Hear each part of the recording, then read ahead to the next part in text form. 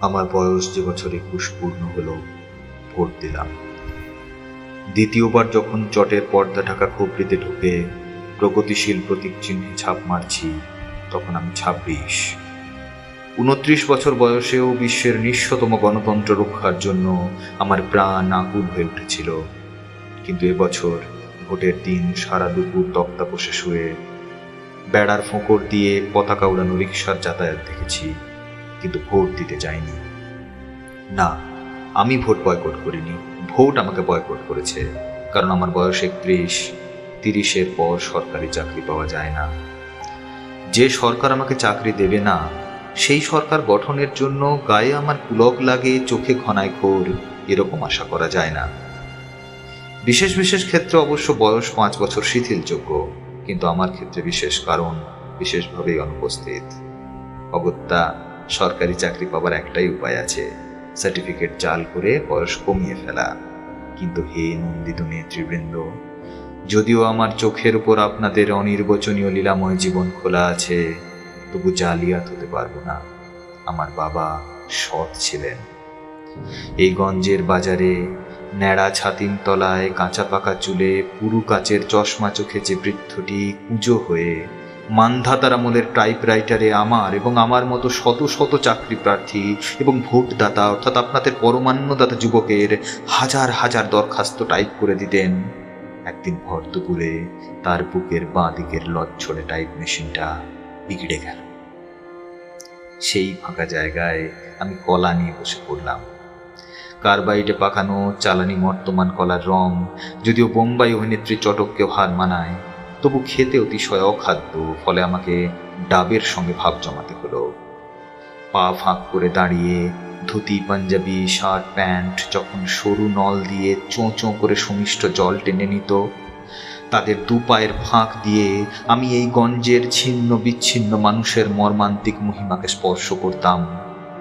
ডাবের খোলাটি ছুঁড়ে দেবার সঙ্গে সঙ্গে ভিতরে আঙুল ঢুকিয়ে দেখতাম অধিকাংশ অমেরুদণ্ডী বুদ্ধিজীবীদের মতোই ভিতরে শ্বাস আছে কিনা।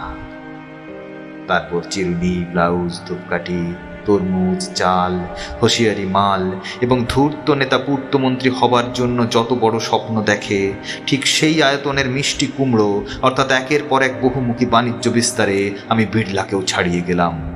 কিন্তু বেড়ালের ভাগ্যে শিকে ছিঁড়ল না, ফলে প্রায় বিনা চিকিৎসায় মা মারা গেলেন।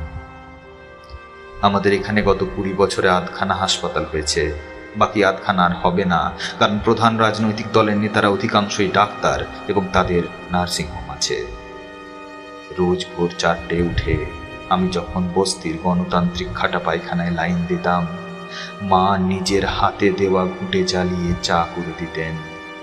সেই স্যাঁত স্যাঁতে অন্ধকারে ধোঁয়াটে আগুনের সামনে বসে থাকা মাকে আমার ভারতবর্ষ বলে মনে হতো। দিদির মৃতদেহ দড়ি থেকে নামাবার পর থেকে মা একদম চুপ হয়ে গিয়েছিলেন। যার সঙ্গে দিদির বিয়ে হয়েছিল সে গরিব ছিল এবং ভালো ছিল, কিন্তু দারিদ্র তাকে মোহানো করেনি বা খ্রিস্টের সম্মানও দেয়নি। এক চোরা কারবারি শ্রমিক নেতার আড়কাঠিতে পরিণত করেছিল। সে সেই নেতাকে মহিলা সরবরাহ করত।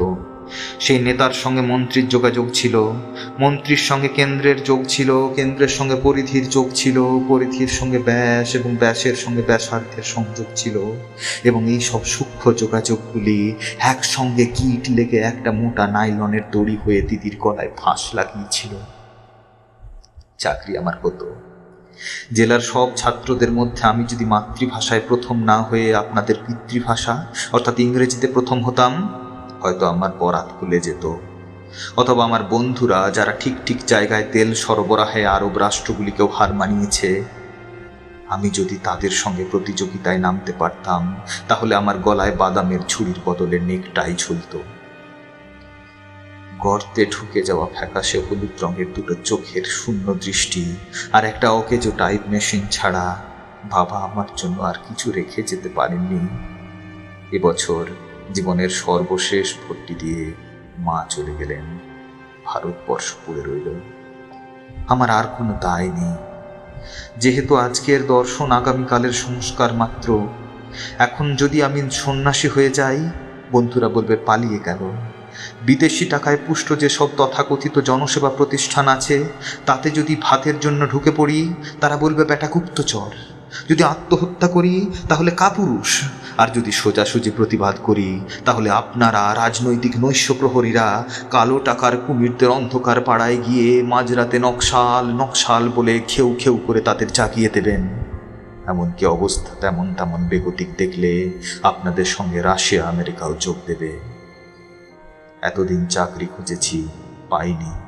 এবার ভাবছি আমরাই আপনাদের চাকরি দেব।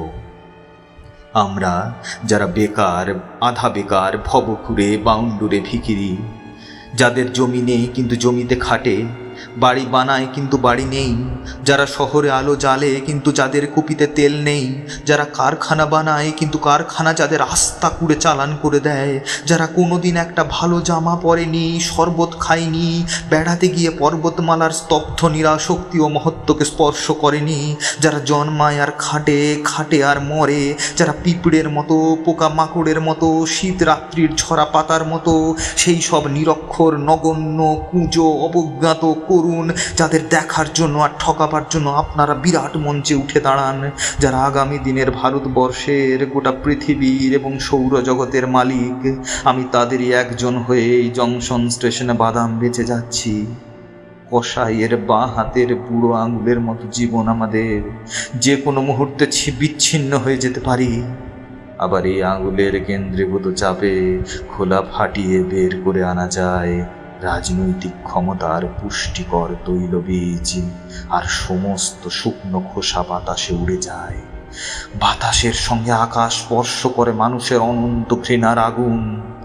সেই আগুনের পাশে বসে আছেন আমার মা, আমার দেশ জননী। না, বিপ্লব শব্দটা শুনলেই আপনাদের মতো আমার কম্প দিয়ে জ্বর আসে না।